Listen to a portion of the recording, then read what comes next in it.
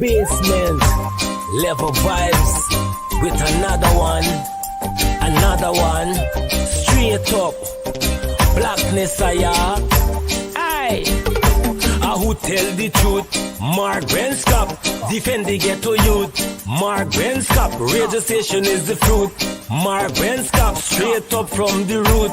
Mark Benskop, who tell the truth? Mark Benskop, defend the ghetto youth. Mark Benskop, radio station is the fruit. Mark Benskop, straight up from the root. Mark Benskop, I do it for the love, him not do it for no money. Straight up, him attack, educating everybody. Big up my friends and big up my family. Turn on the radio, catch the vibes, it's integrity. Straight up, Benskop stands for unity.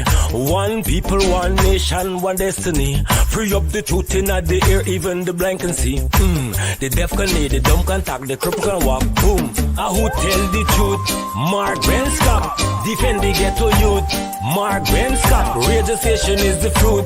Mark Benskop, straight up from the root. Mark Benskop, who tell the truth?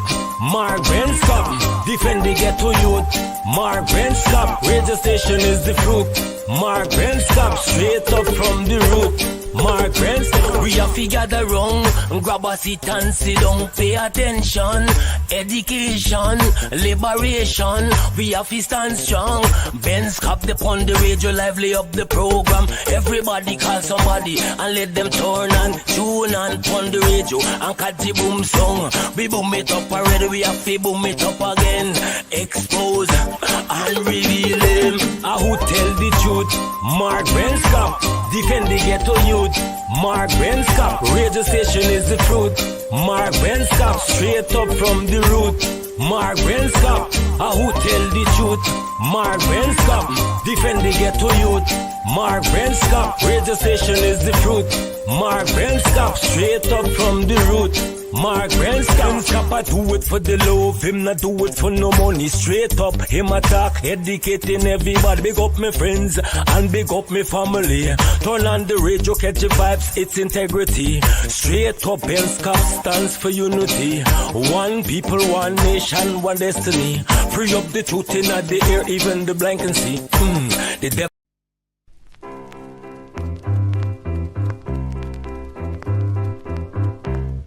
Hey fans, it's karaoke and oldies night this and every Thursday at Club Twilight Sideline Dam, Buxton. Dance to the magical songs of yesteryear by popular DJs and Camps Audio. Admission is free. Come out, let's make memories at Club Twilight Sideline Dam, Buxton North.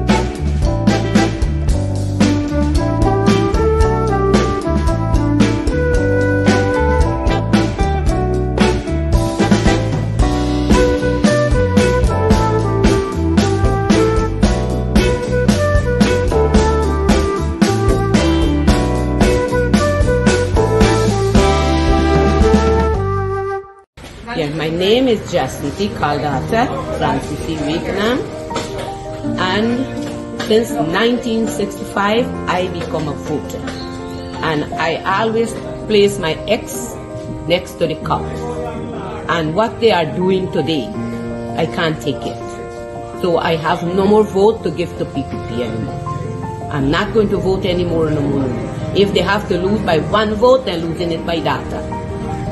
Jesus Christ, if cost of living double, I don't know what happened. A pound of sugar is $300 already. Flour, everything gone up. Everything just raising. You gotta get about $40,000 for buy good ration. You gotta get 3 man now. A weekend man, a monthly man, and a fortnight man. Yeah, my name is Jacinty Caldata Francis Vietnam, and Since 1965, I become a voter. And I always place my X next to the cup. And what they are doing today, I can't take it. So I have no more vote to give to PPP anymore. I'm not going to vote anymore no more. If they have to lose by one vote, they're losing it by data. How we gonna do a body man walk right now? You ready? Boxer, let me go now. Hear me sing now. Body walk, body walk, body walk, everything. Body walk, truck, body walk, body walk, body walk, everything. Body, listen. Body jump, body jump, body jump, everything. Body jump, body jump, body jump, body jump, everything. Hear me sing, son. Big body can't wear it tight pants. Big body jump.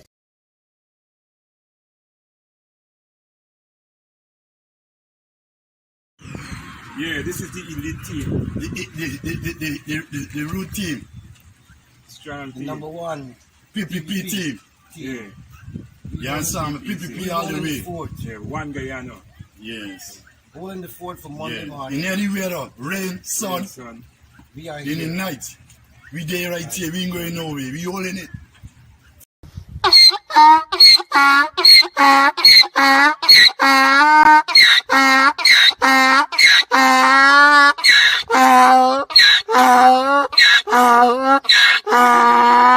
You could probably, on the maritime area, give Venezuela a channel out to the sea.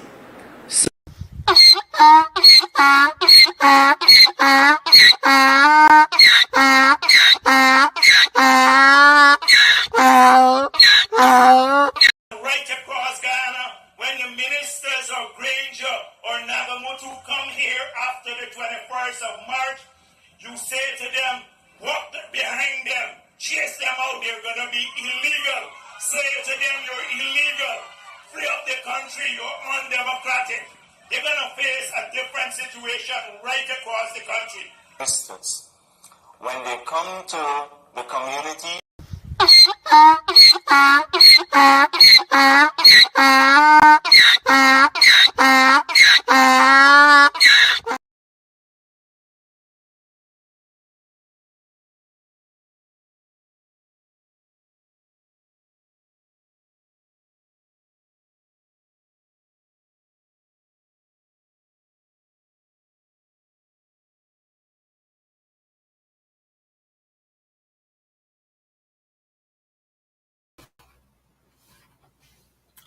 All right, hey, guess what? My name is Mark Benchap. Welcome to Straight Up on 107.1 FM.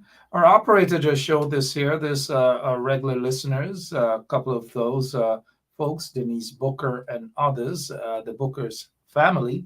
They lost their mother, Lillian Booker Headley. And so, we just want to show in terms of our appreciation of Denise Booker and her family.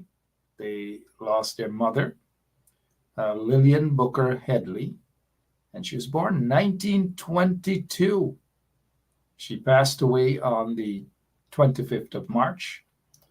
Services will be held next Wednesday. That's next Wednesday, the 8th of May, at the Gorino Funeral Home in Brooklyn. That's Flatlands. Can't miss it. Starting from 4 p.m. to 7 p.m. That's the viewing. And then there is the service from 7 to 9. So the Booker's family, they've lost their mother. And for those of you who have lost a loved one, our condolences. So, yep, I just did this. I asked our operator Lemon for us to do this for the Booker's family, because every night they're on right here. Whether it's day, whether it's night, the Bookers are on. And they do work, they work, right? They work. So wish Denise Booker condolences, extend condolences, my apologies, extend condolences to the Booker's family on the passing of their mom. And this reminds me, though, of when I was a little kid, long time ago, just around 9 o'clock, it's that announcement's time, right?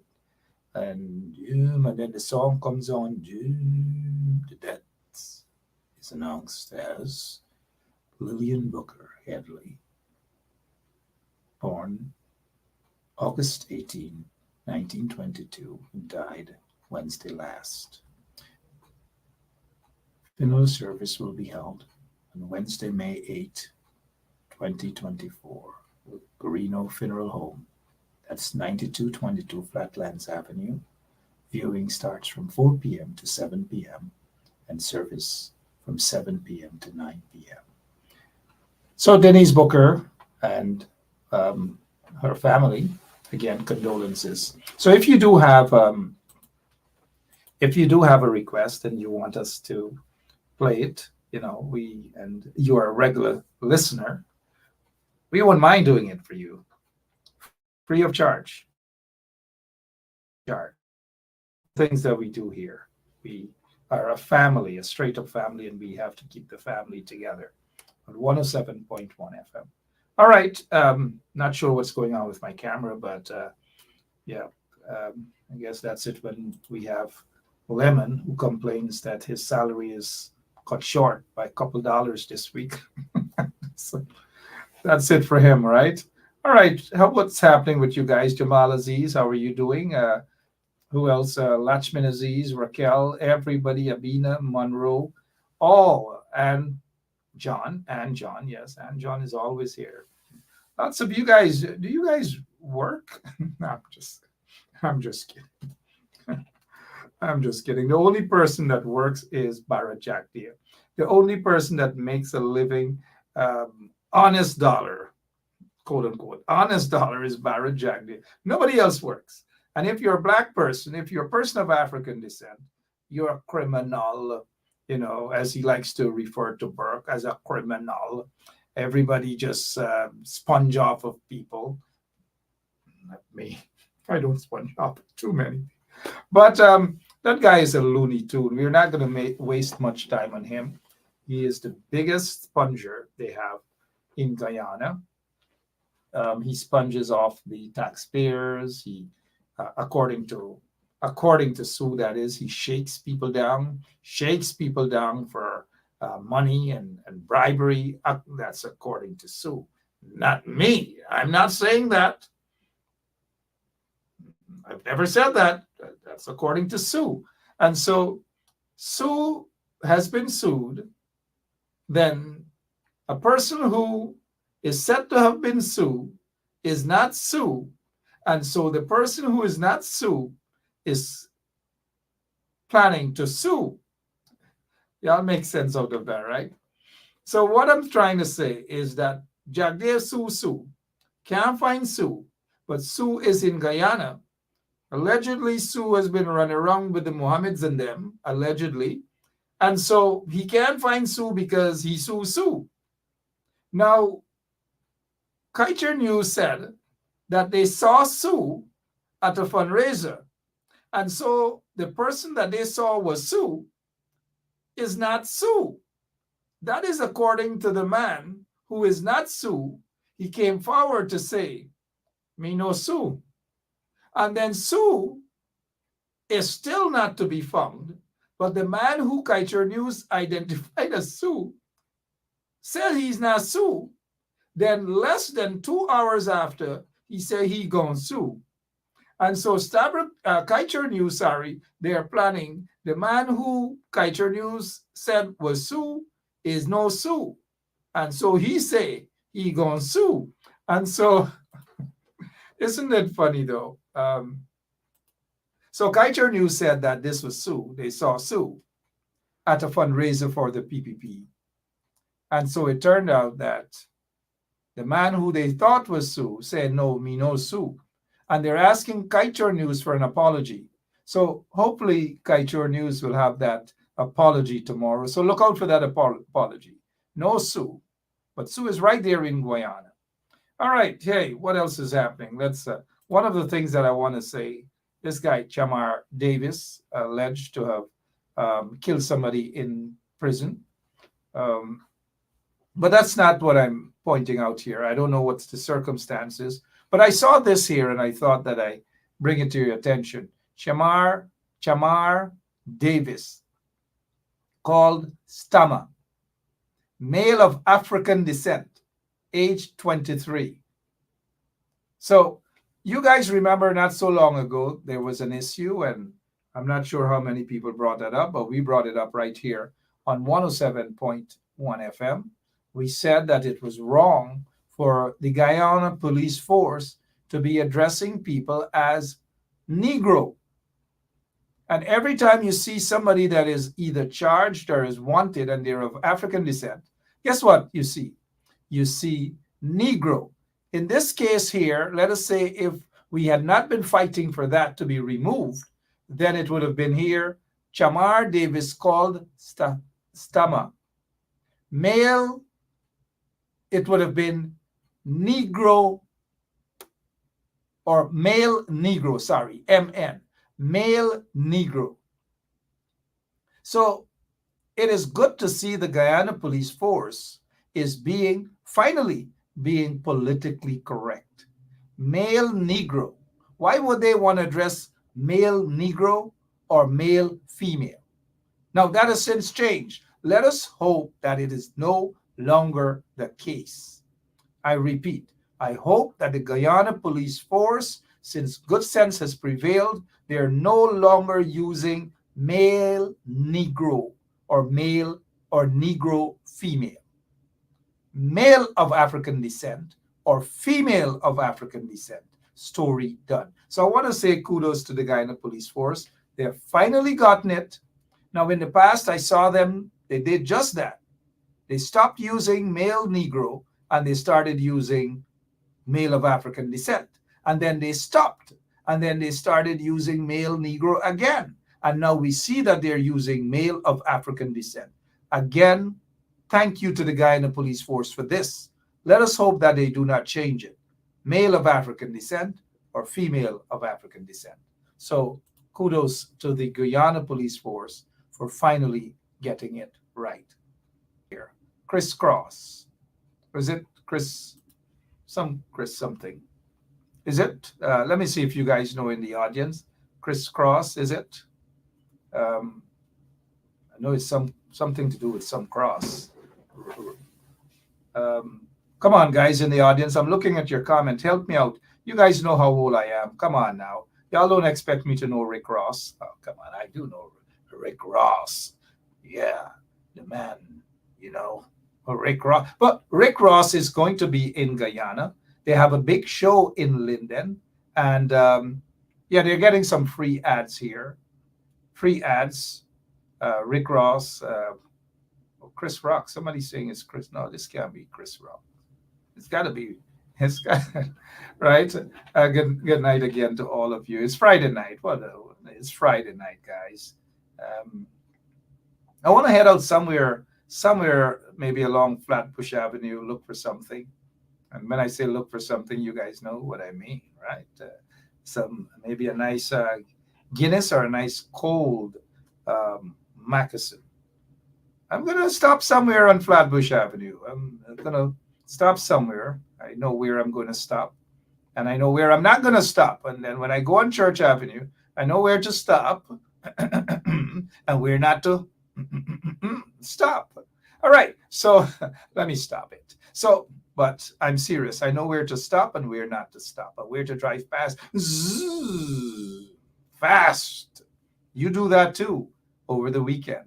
All right, again, good night to all of you, every single one of you. Brennan Thompson, give my regards to your dad, sir. Hazel Johnson, how you doing? Amanda Court, I haven't seen you in ages. Janet Elias.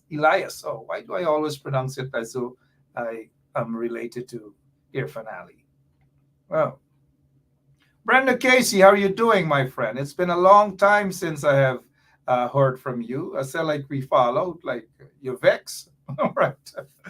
Brenda is my good friend. She's okay. She does a lot for Guyana, and we just got to be thankful for people like Brenda Casey and a lot of others who do that, but they don't jump on a stage to broadcast what they do.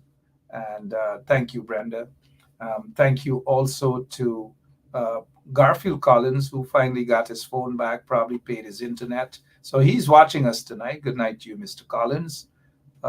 Quinaries and Eve, my good friend.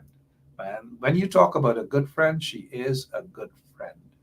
And thank you so much, Queen Aries. We've gone quite a few years back, and it's always good to have genuine friends, not Waterloo, Bella Bella kind of friends. And, some when they fall out, they want to cuss you, they cuss this body, they cuss that body, all manner of things. But those are not really genuine friends, right? They want to cuss you. The other day, someone cussing me, telling me, "Oh, I don't walk. Woman just mind me." Well, partially.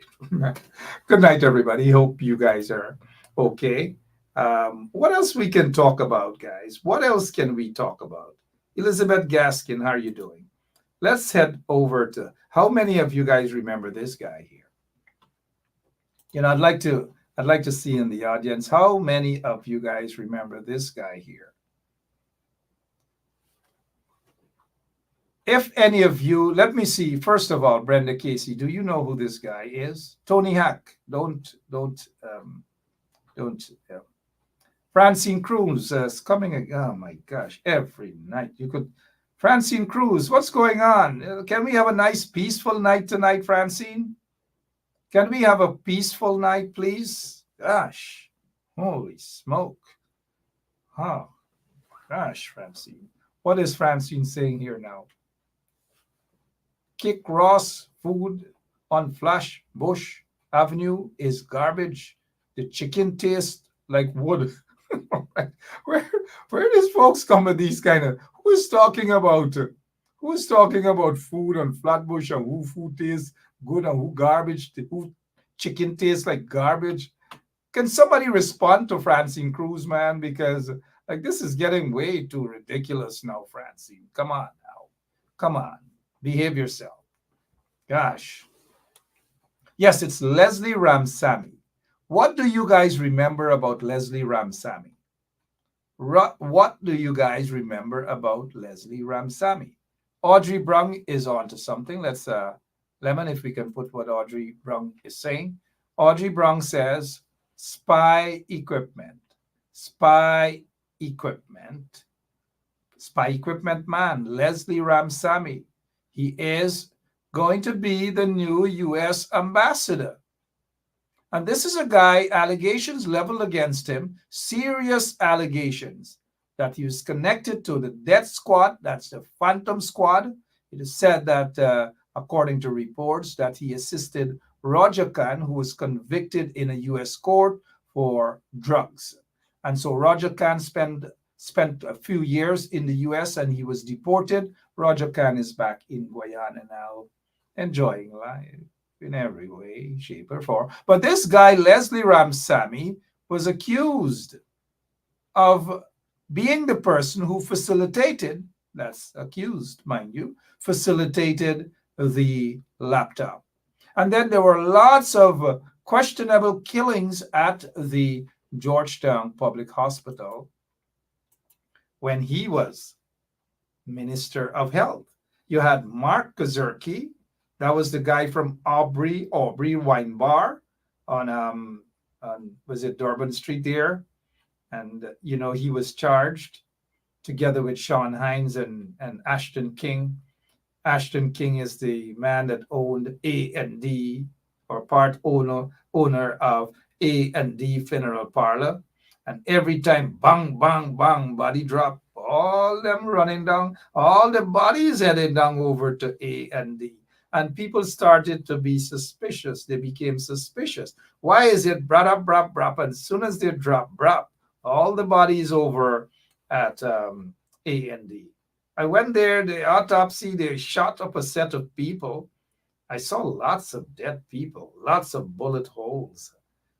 I've witnessed a lot of those sort of guys in the funeral home with 10 bullets, 15 bullets, 20 bullets, and had to video it for the families. It wasn't, it was very traumatic.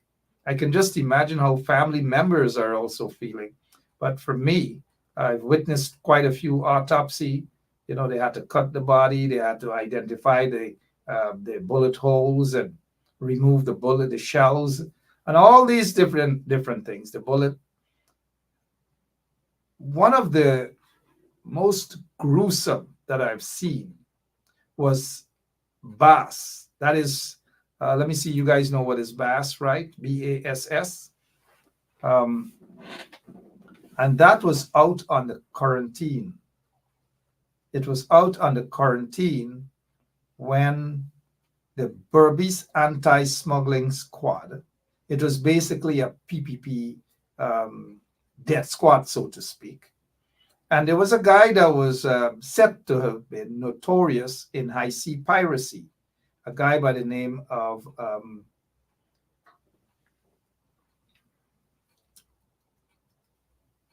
yeah, we're trying to, it's not everything I can remember, but I believe the last name, Bacchus. Yeah, Bacchus.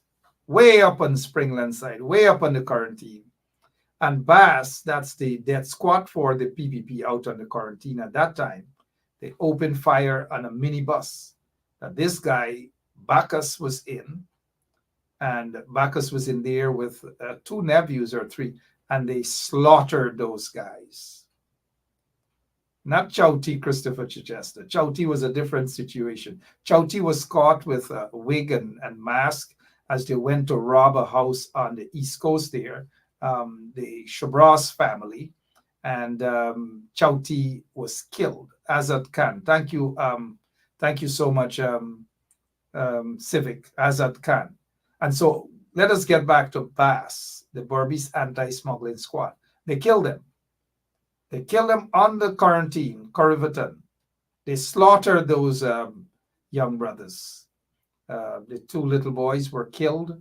I think they were 15 and 17 or something. Slaughtered them. And so there was, the family wasn't in the mood to listen to the pathologists that the regime, the PPP regime, had to offer. And so they went to Jamaica, I think, and Nigel Hughes, I believe, was the lawyer. This happened back in 2001. And so I witnessed the autopsy and the cutting of the bodies and so forth, and it was horrible.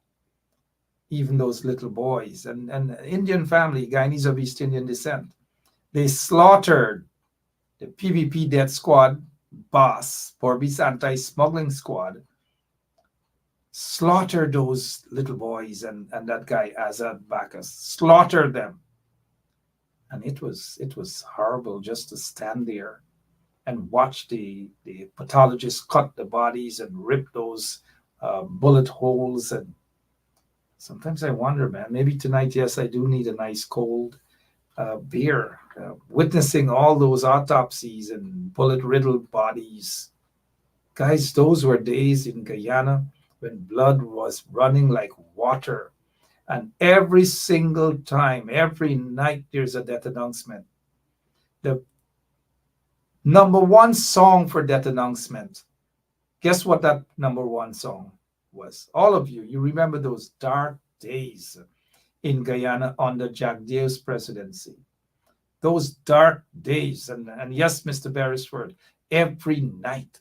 Those of you who did not, were not in Guyana at that time, you wouldn't have that feeling that we experienced here. Every single night, 3, 4, 5, 6 bodies slaughtered under the PPP regime. And I'm not saying that you have to be in Guyana to feel that pain that people felt back then. It wasn't easy. And as Buju Banton, who is back in the US, would say, it's not an easy road. Well, Guyana, under the PPP regime, it wasn't an easy road. And I see you guys, all of you, Sandra Steele, Civic, Rhonda Lane, and so forth. That song was on Ray Ray Mingo, Garaway, Elizabeth Gaskin, every single night. And the neighbors would turn their volumes up, depending on where you live, right? They'll turn the volume up. And like death announcement after death announcement would be, all you hear is that guy from John King. You know, I'm sure that was it. How many more? And the death announcements and the death announcement. And how many more? Death announcement and death announcement and death announcement. And I don't know. That's the sort of environment under Jack Dave's regime that those youngsters who are now in their 20s and so forth, that is what they experience throughout the country. And my heart really goes out to those young people who are now in their 20s, like I've said. It wasn't easy. It was very traumatic under the PPP regime. It wasn't easy, guys. You had death squads, you had phantom squads, you had the Black Clothes Police murdering people left, right, and center. I can give first-hand experiences about of course, the killing of the Black Clothes Police and how they targeted people. Many of you probably, and I don't come out here and talk too often, but of course, during my time there in Guyana, I've been personally threatened. Of course, there are dozens of death threats. It wasn't easy, guys, being followed by police under Jack Dave's presidency. It wasn't easy at all. Everywhere you go, there's a police. There are 2, 3, 4 special branch guys. You go to take a nice Guinness at a fish shop, you look outside, special branch there, special branch there. Well, they've served as security. I couldn't even go anywhere. You can't even run through by KF and VC for a quick. I only say that because I know many people who are not living in Guyana that they don't know what that was all about. But you couldn't even stop by there with a special branch all over. You couldn't even take a back ball at the fish shop in peace, whether it's Francine Fish Shop or whether you couldn't do it. And I'm saying this with a little bit of humor, but those were dangerous times, my guys, my friends. Dangerous times indeed. Dangerous times. You notice Jack Dave could go wrong and enjoy himself. He can go wrong and enjoy himself with a nice ball and all kind of things. But there were times when people like me couldn't go anywhere. There wasn't any fun. No, you couldn't. Just basically not much at all. But yet Jack Dave could float around and enjoy himself. He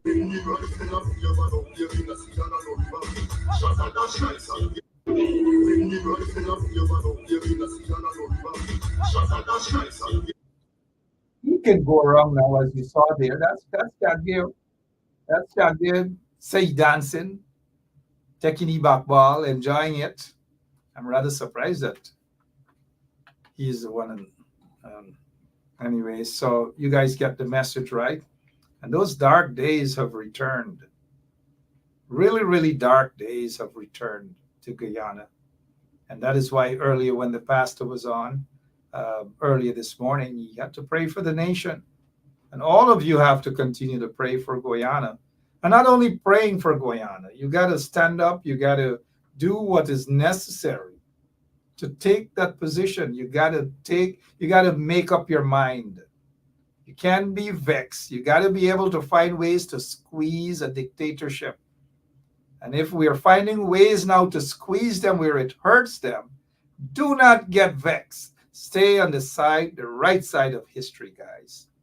And thus far, I believe all of us are on the right side of history. We got to squeeze them where it hurts.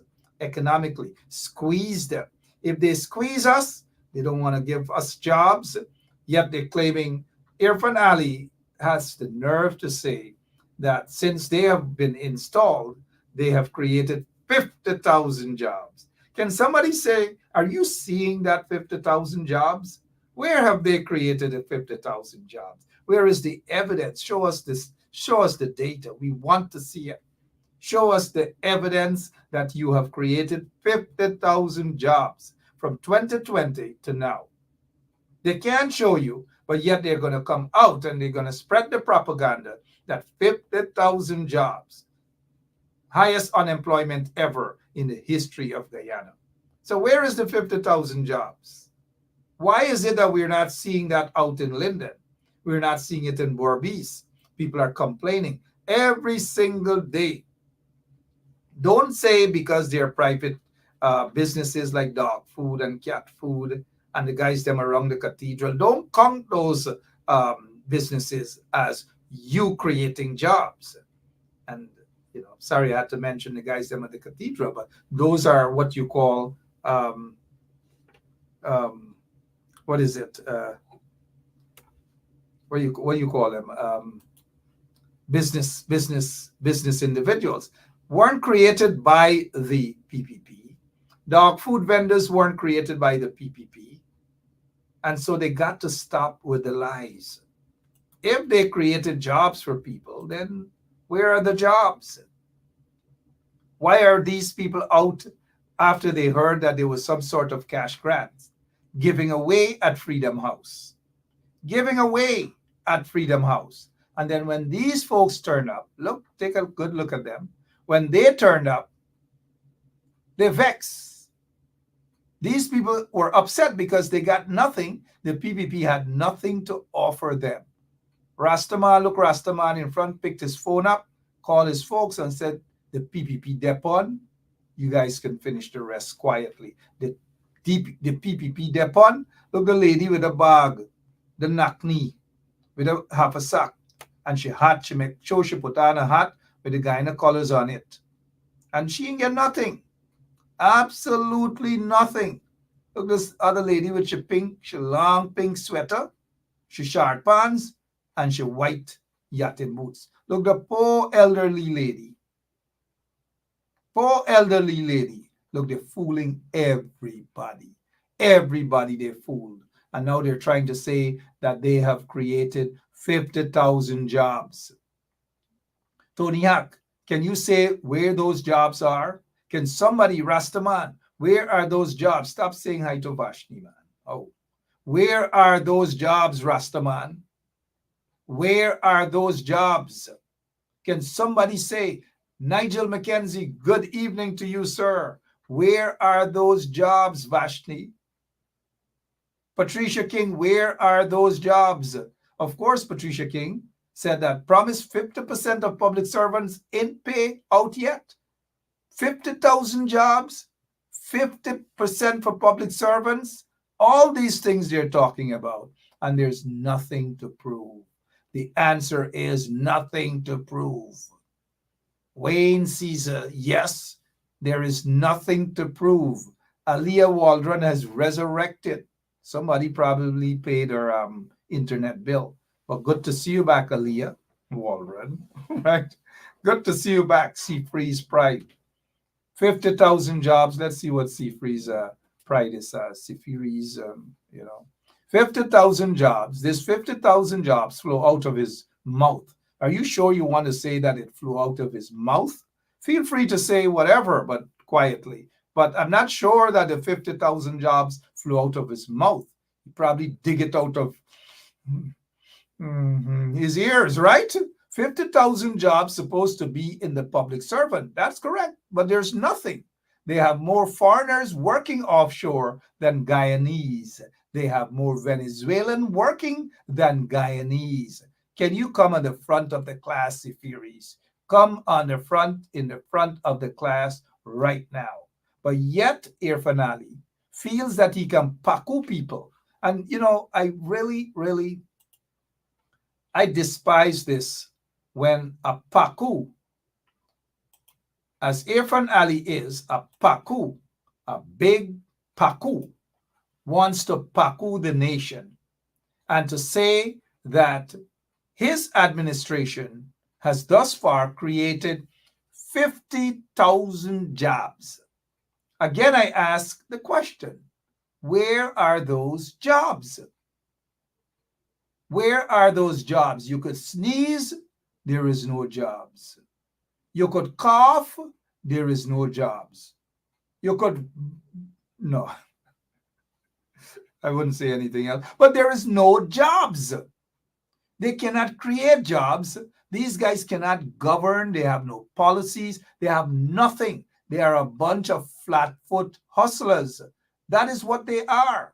And they feel that because of the little money that they are in control of, the taxpayers' money, the billions upon billions of dollars, they feel that they can fly around the country and they could stop. Watch out for some cash grants coming soon.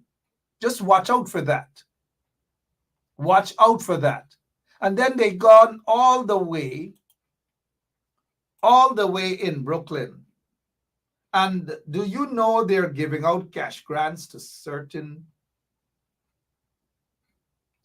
people? Y'all don't call names because tonight me whistling.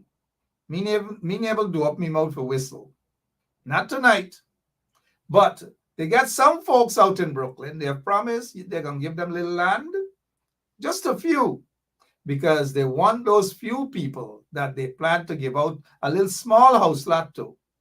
Maybe a couple dollars to do up some back street in Soesdijk and rename some street name, a little small street, put little street like. That is how the PPP wants people to beg them, to bow to them. And then when you beg them for something that they should be doing, they're in government. They are in government. I don't recognize them because they've been installed. They rigged the elections. I wouldn't do like what my friend Branford Burke said. And Branford, that's wrong, man. Don't do that. Don't do that, my friend. You know, we can't zigzag on issues. And I'm sorry, if we zigzag on issues, one morning you feel this way, and then next morning, Irfan Ali is an installed president, and they have been installed through the rigging of elections. And if somebody rigs elections and they are in office, it doesn't matter who recognizes them or not. The fact of the matter is that Irfan Ali is an installed president, and he is there through rigged elections. That is what it is. So do not recognize Irfan Ali as a legitimate president because somebody else says that he is legitimate. He is an illegitimate president. And so what they do now, they go around the country because of their billions of dollars and their access to billions of dollars. And so they go around and they give somebody a little money here, give somebody a little money there, give somebody a little money there, go into Laying Avenue, give a little money there, and they call that a success story. That can never be a success story. There's no government that means well for the citizens would go around just throwing out crumbs like that. They have no policies. There's no job creation. What sort of job creation that they can tell you about? What sort of new programs they have in the schools that they can tell you about? Are the schools computerized? Are the labs enhanced? Because the last I checked, even if it's Queens College or wherever, schools were complaining, or even schools under quarantine, they were complaining that when rain falls, guess what happened? The classrooms are wet. They have no computer labs or nothing. But you call yourself what? A $1 trillion budget you made out recently? And the schools, all the success stories about schools that, let's go to Priya, that Priya Manikchan can talk about, is they get breakfast. Who wants to consider that a success story? Success story shouldn't be about breakfast. Success story should be about the schools being modernized. You have proper computer classes, computer labs, you have proper labs so that kids can go and do their work. Even when we did not have access to oil wealth. I recall on the quarantine, yeah, you guys know quarantine. The schools had proper agriculture centers, they had a proper garden, they had a proper home economics department where you go up and you learn to sew and you do all sorts of things. I used to love that for one reason, though I wouldn't tell you guys. And then there was another building, that's Winifred Gaskin Memorial Secondary School. Yeah, right? they had the technical drawing department. You could go there, guys like Barlow and them used to like saw and they used to like hammer and them. But those days, the Barlows used to say hammer, not hammer.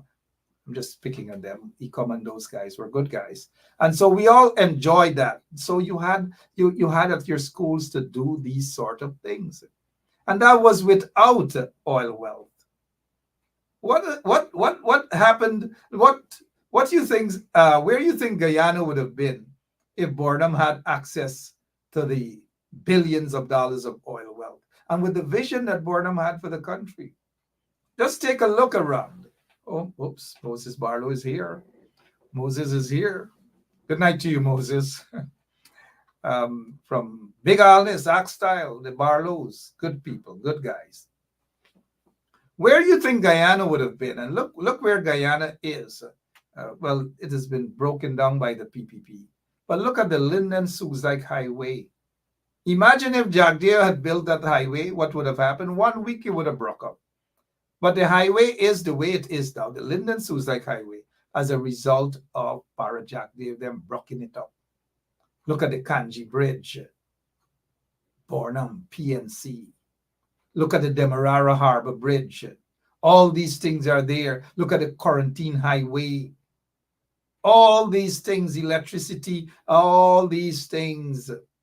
You have to run a country with someone, of course, who has a vision. Irfan Ali doesn't have a vision.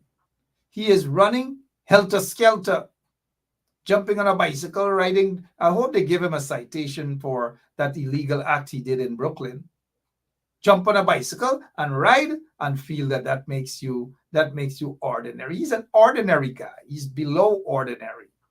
And so you can't clap when he does those sort of things. He doesn't know better. And so he feels that it's a theater. He feels that he is at a national cultural center and therefore he has to act.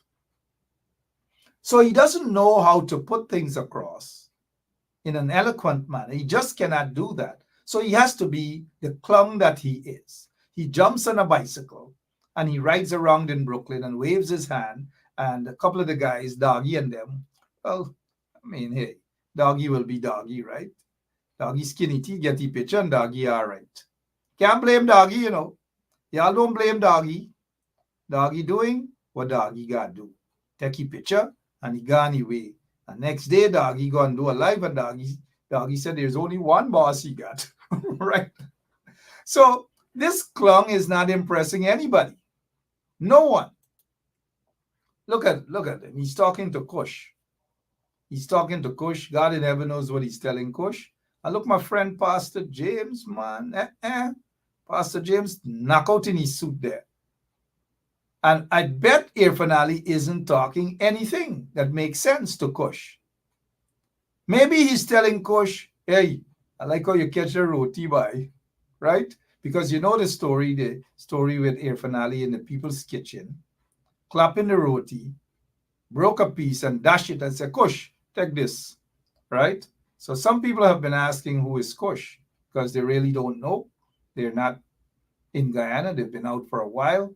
And so this guy that is facing Jagdeo, that Jagdeo is, Irfan Ali, sorry, is pointing. That guy is Lennox Kush. So that's the Kush. He's a cricketer, and he has been out of the United States for many, many years. But he popped up back with Irfan Ali. Maybe Irfan put him as a security. And so he was processed as Irfan's security. Maybe, who knows, mind you. I'm saying maybe, who knows. But Irfan, if Irfan wishes to say who he placed as his security guys, you'll get the message, right? All right. What else we can talk about this evening? I want to talk about, you guys know about this by now, right?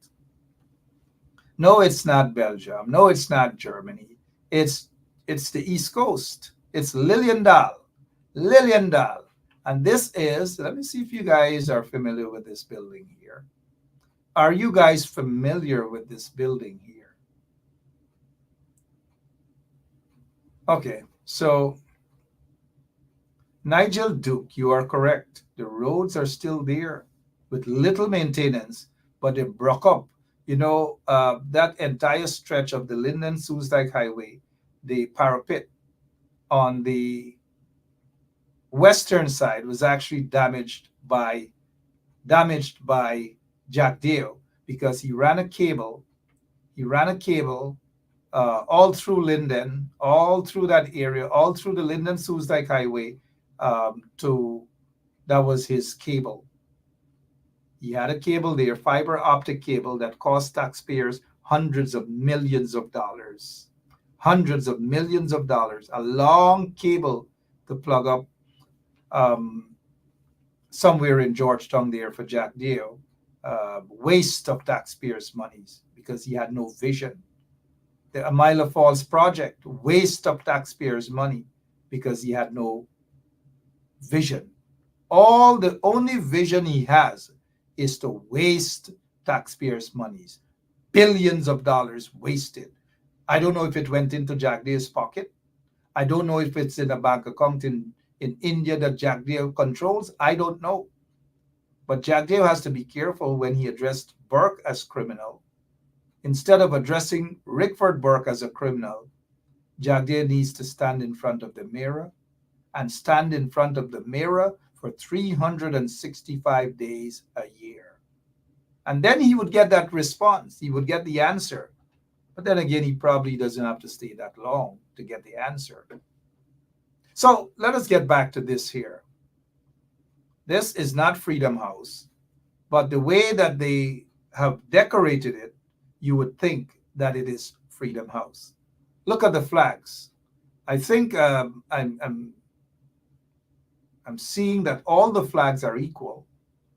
Or maybe, are you seeing the Guyana flag maybe slightly higher or just equal to the PPP's flag? And it is saying that the PPP flag is better than the Guyana flag, so they raised it higher, possibly, or the same. This is wrong. This is the Arthur Chung Convention Center on the East Coast, Liliendal to be exact. This is where, over the next couple of days, starting tomorrow, the PPP has its Congress. And why do they have their Congress? They have their Congress to, in this case, select, because it's already set, it's already a done deal, that Jack Dale will return as the General Secretary. They have already cooked things up. And when Jack Dale returns as the General Secretary of the PPP, mind you, they haven't had elections since 2016. So Jack Dale has been squatting in that position since 2016 with no elections, nothing at all. But they will have it this entire weekend. And again, watch out. Jack Dale will return as the General Secretary. And when he returns as the General Secretary, he's going to cry. And he's going to say, and they're going to heap praises on him. And then he's going to say that he wants to be able to take the party into the next elections. And listen to him talk about possibly after the next elections, he's going to talk about retirement. And he wants to relax and enjoy the rest of his life. But he will be there to guide the young ones them in the party. Watch out. And don't tell me that somebody actually sent me a copy of this speech already and sent me a copy of the results. You know, Jack Dale loves to pick up paper.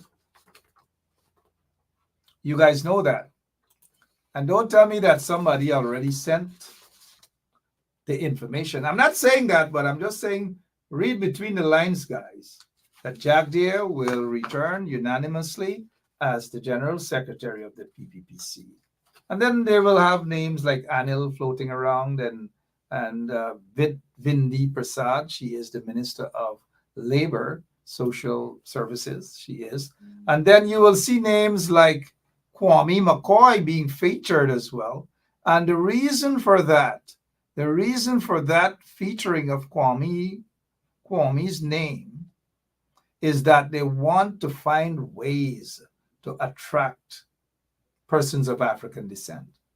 But if you are a political party and you want to find ways to attract persons of African descent, now, how on earth would you want to use Lick Lip as an example?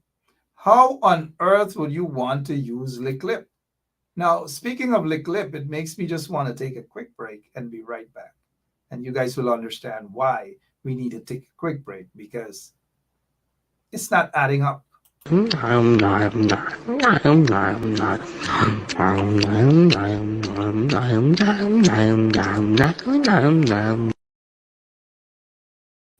So that sums things up as it pertains to the PPP's Congress. It is not democratic.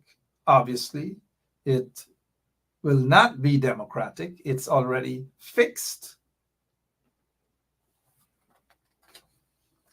As Jack Dale likes to show paper, it's already fixed, and we will show you guys.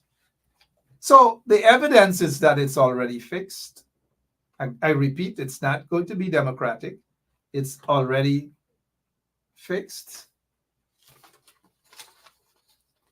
The results, the fixture, the rigging of the Congress to have Jack Dale return as the General Secretary. But more than that now, you guys already aware what's going on. So look at the flags, and look, they paid a guy, just to clear up in front here, 600,000 Guyana dollars. They paid their friends just to weed up in front, 600,000 Guyana dollars. And then now the flags, the person who is responsible for the flags,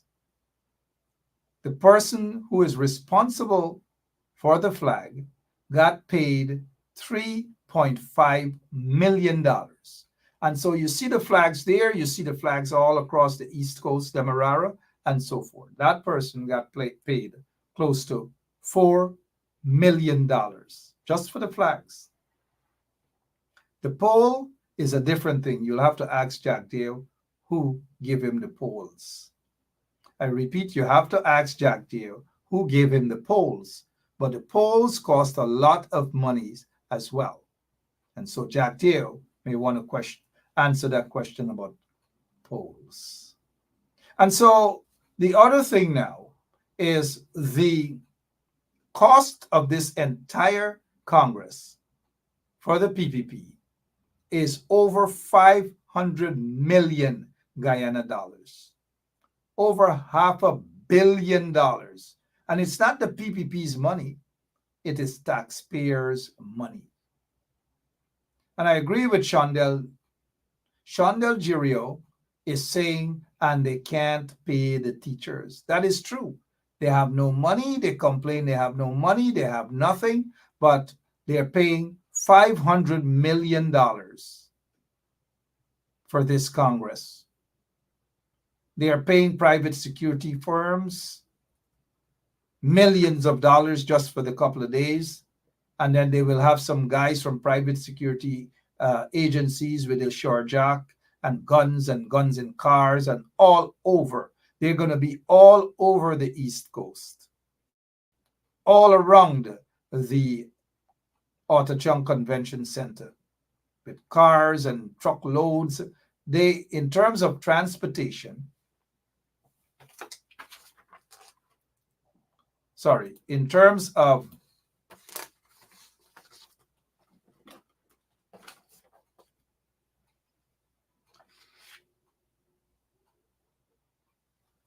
of transportation came out to the tune of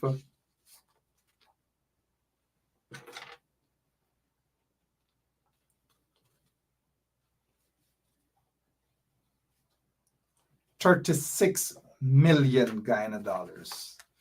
Transportation to bring folks out from the interior with planes. Ask Jerry Govaya how much he's getting out of that.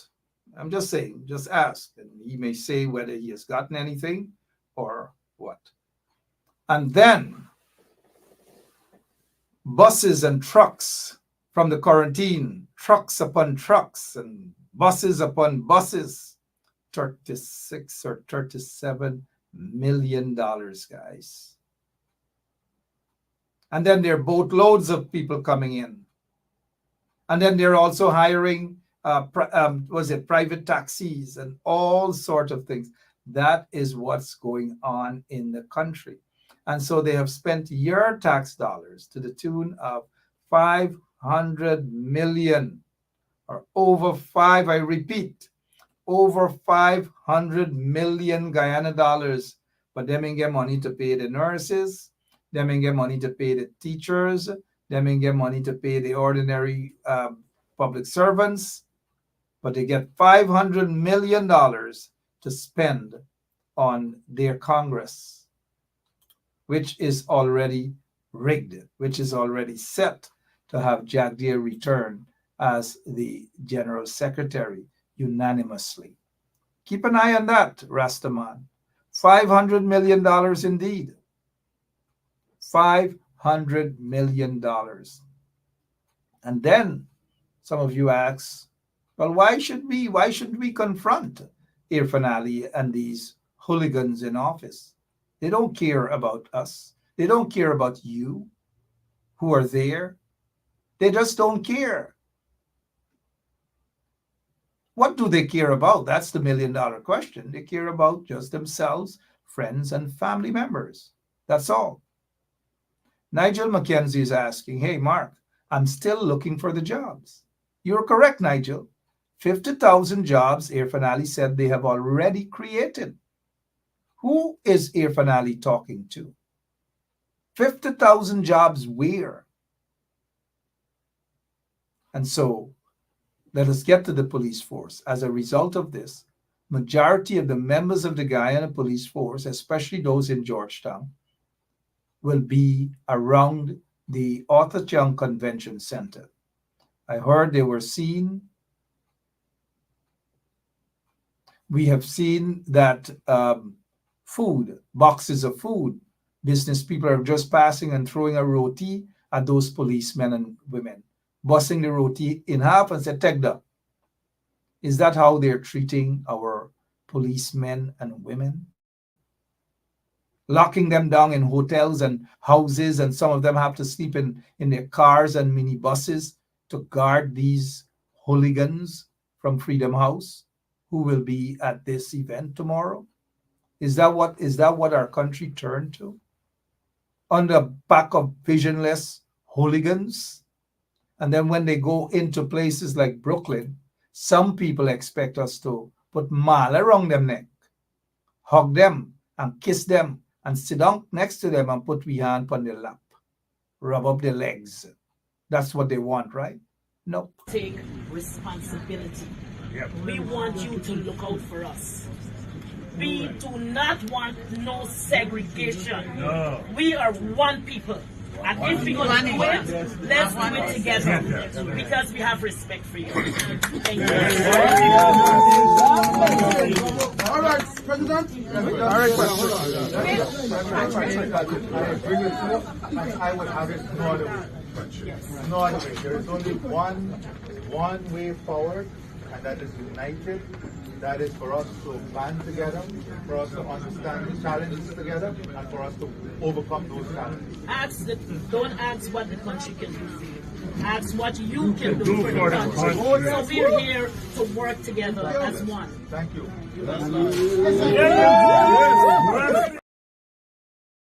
That is all Irfan Ali wanted to hear, because it's all a pack of propaganda. He doesn't believe in what those people are asking him. They themselves don't believe that he is going to deliver. And they themselves probably know that he's making them pakus, that he doesn't care about them. But yet some of them decided that they're going to bring a man who doesn't care about them, who doesn't care about their community or members within their community. And yet you're going to bring such an individual to make a paku of the entire community. Now, if you want him to make a paku of yourself, it's okay. But don't bring him into an entire community to make a paku of the community. Maybe that's why the community is saying, we're not going to accept that. Hence the reason for the boycott. Hence the reason for the boycott. The boycott is for no other reason. Don't let people try to tell you guys that there's any other reason. It has nothing to do with hating anybody. It has nothing to do with disliking anybody. It has to do with the disrespect of the community. And even if there are folks who may look like us within the community, if they disrespect the community, then the community must stand up and say, you are wrong. We are not going to accept this disrespect. And therefore, you need to correct it. You need to talk to us because we are hurt. The community is hurt. And you cannot pretend that it is not happening and that the community isn't hurt and just say, oh, business is okay. People coming in my business and everything okay, and then do a live. It's not going to work, guys. Look, sometimes I add a little humor to things, right? But it is just not going to work. And the longer they take to and stretch this thing out, the stronger the community, members within the community will become. And the more this boycott will spread into other communities, other states, spread over possibly into Guyana. And so that people, if they can have boots on the ground, there will be economic boots. And that is where it hurts, because there will be no police to arrest people, rung them up and say, you got to go and buy a beer, you got to go and buy a little fish in a restaurant. And nobody really wants to be at the bottom and then walk all the way up to the hills. To the hills and valley, as Irfanali said, to the hills and valley. Nobody really wants to do those sort of things. And that is why it's called an economic boycott. It works. It bites the oppressors there. And it also bites those who facilitate the oppressors. It doesn't matter who they look like. If you are with the oppressors, then you're against us who are oppressed.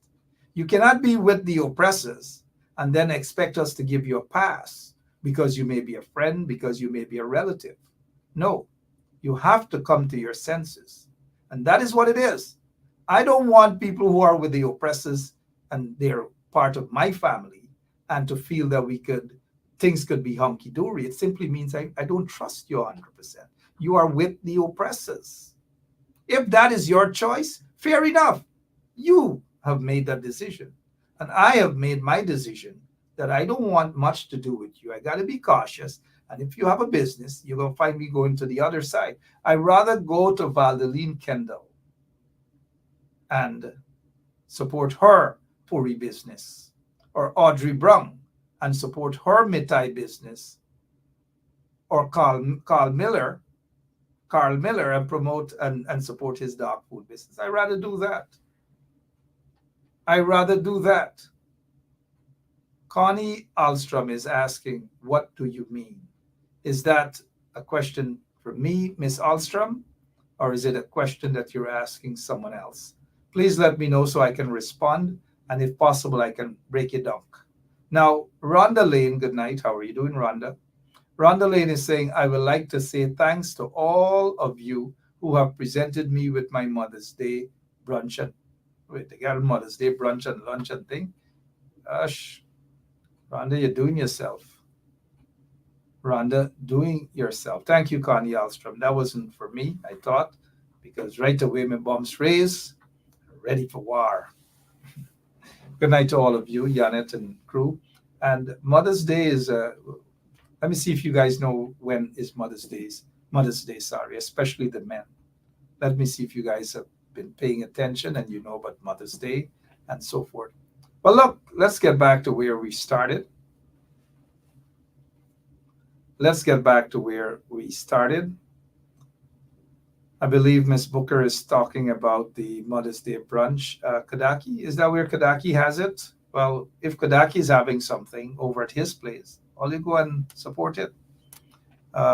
Since Rhonda has already mentioned that she has a lot of Mother's Day brunch thing, and so ain't got nothing to give Rhonda. Since she said thank you, everybody bless up Rwanda, which is good. Good job, guys. Now let's get back to this guy, Leslie Ramsamy. He's being sent to where? Switzerland as the ambassador there.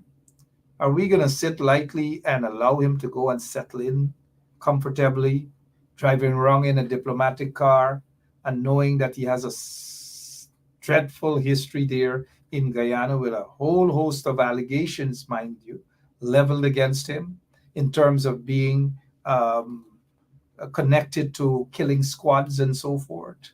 And then he's going to go straight into retirement. He's got to be in his 70s. Straight into retirement, driving around in a diplomatic car all the way in Switzerland. What is the opposition doing? Are they going to write a letter of protest to the government of Switzerland? Are they going to do that? And that's where the Geneva Convention, the center is, and all these different things that deal with human rights. Even if I have to jump on a train or ride a bicycle and head to Switzerland to protest this, I would do it. Because we cannot, these things are not acceptable, guys. We've had one guy that is Ronald Gatraj, went all the way to India as the High Commissioner, Guyana's High Commissioner to India, even after the U.S. Received tons and tons of evidence that that is Gatraj had a killing squad, and he had killers out there killing people. Ronald Gatraj, that is. And after all of his visa, the ABC countries revoked his visa, the PPP sent him to India as High Commissioner. And then they sent another Lagu Bagu not so long ago by the name of Charandas to India. He made a fool of himself and he was recalled. And now Switzerland is going to have a Lagu Bagu, one with a Lagu Bagu personality as this guy Ramsamy. And are we going to sit and allow this to happen without any objections? We've got to do better, guys. Start doing the work behind the scenes. Do it. It is necessary. Do it. It is necessary. But when you do your stuff, you don't have to telegraph your shots. It is not necessary after you do your stuff behind the scene, get these people, become aware. Don't jump on Facebook and say, I did this and I did that and I contacted this and I. This is not a race, a popularity race. It's not a contest. It is a struggle. It is a battle. It is a fight to rid the nation of a corrupted, of an evil, a vindictive, a spiteful, a racist regime as the PPP regime. It is not a competition, guys. That is why I've said to some people, we've had tons and tons of meetings today and conversations about the boycott in Brooklyn and how it has taken off a life of its own. And nobody is going to jump up and take credit and say, oh, I did this and not even yours truly. This is a struggle for the people, and the people are in charge of this struggle. It is not an I struggle. It is a we struggle. It is a us struggle. And we want this battle, this boycott, to expand into other areas outside of Brooklyn. Maybe New Jersey, maybe Atlanta, maybe Florida. Spend your money wisely. In Linden, spend your money wisely. Do not support things that are where they have individuals that are oppressing you. You know some of the oppressors and the enablers in Linden. Do not support their business. You know some of those oppressors in Georgetown. Do not support their business as long as they are enabling the oppressors and they are taking your money, costing you and oppressing you. Be careful how you spend your monies. Now, this is not to say that it is a racist, a racial something. It is not. There are lots of Indian brothers and sisters who are against the oppressors. Nothing is wrong with supporting their business or businesses, sorry. They are some people who look like us that are more in bed with the oppressors. and using your money to further oppress you. So the point is, be careful how you spend your money. So don't look at an Indian brother or an Indian sister businessman and say, I'm not supporting, or they're not going to support because they assume that they are PPP. Do not assume, because I guess some look just like you. Some may they wrong you in groups and so forth and so on in these groups. And so if you type something and you write something in a group, it's screenshot, it's sent back and blah, blah. But I want Irfan and Jagdev to know that not only the opposition groups get little sneaky people inside, the PPP group get little sneaky people inside too. Because sometimes what y'all discuss, it is shared. So it's something that's called dufeduna obia. I remember quite a few years ago, the PPP was about to charge me with espionage. I don't know where the heck they come up with these things. They already charged me with treason.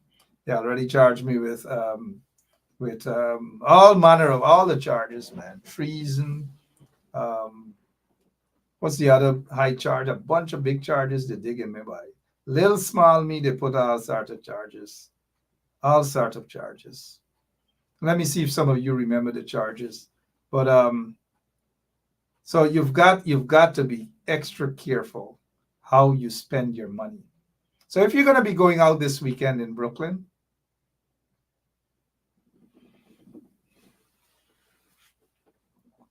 be careful how you spend your money. Be careful where you go. You work hard for your money. You do a 9 to 5. Or even if you get a raise from somebody, it is still something, because it isn't easy. Some people feel when they give you a raise that it comes easy. You got to take your hand out of your pocket. You got to stretch your hand out. It takes energy to stretch your hand out to collect the money. So a lot of things, it goes both ways. Thank you, Leighton Charles. Sedition also. Sedition, yeah, I was charged with sedition, placed on $1 million bail. Just imagine sedition, treason, dozens of other frivolous charges, beating up policemen, beating up a commissioner of police, beating up a commander, little me, all kind of things. But anyway, guys, the boycott continues. Keep your money.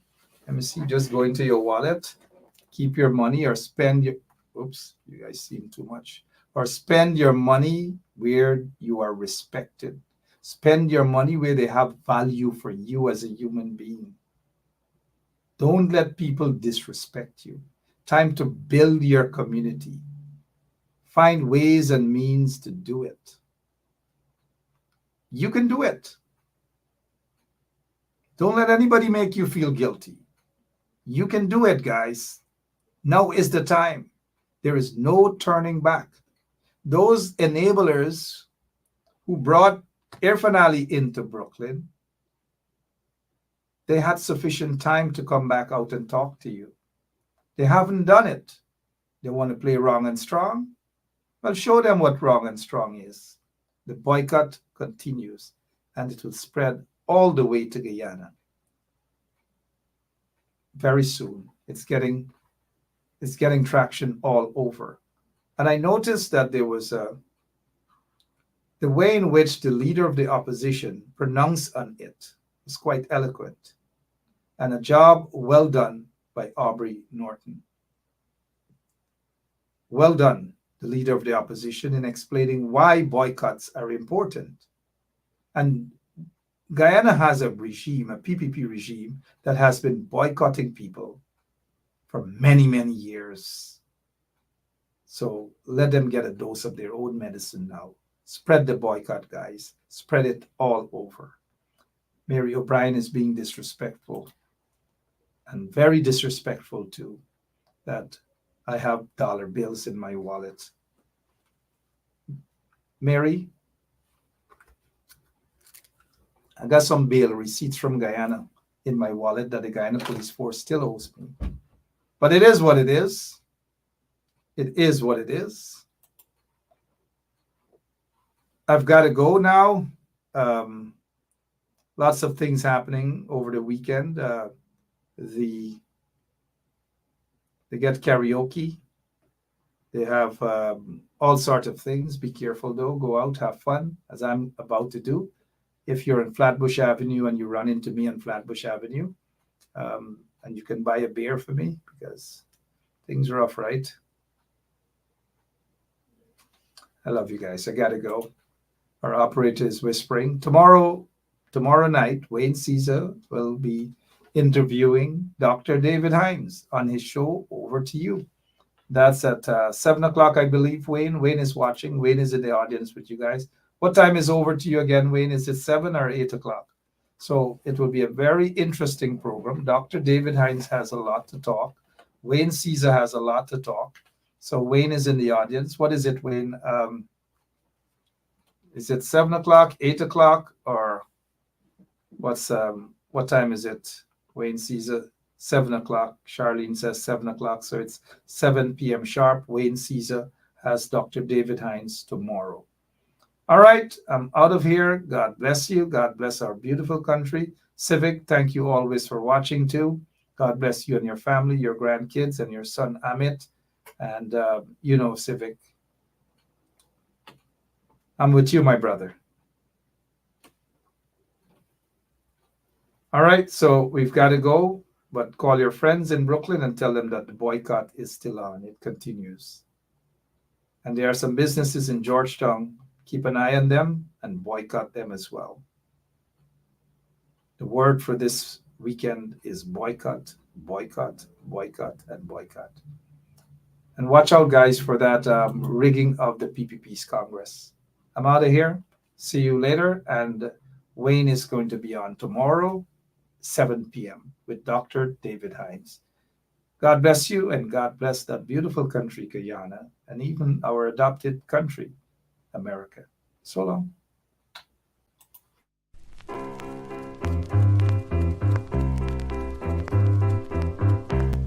Hey fans, it's karaoke and oldies night this and every Thursday at Club Twilight Sideline Dam, Buxton. Dance to the magical songs of yesteryear by popular DJs and Camps Audio. Admission is free. Come out, let's make memories at Club Twilight Sideline Dam, Buxton North.